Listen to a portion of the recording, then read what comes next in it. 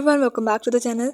In this quick guide, I'm going to show you how you can easily fix the call problem on your Itel A200 device. Simply watch the video carefully and follow each step to troubleshoot the issue and make your phone work normally again. So if this tutorials help you, don't forget to like the video, subscribe to the channel and turn on notification bell for more helpful tech guides. Alright, let's get started.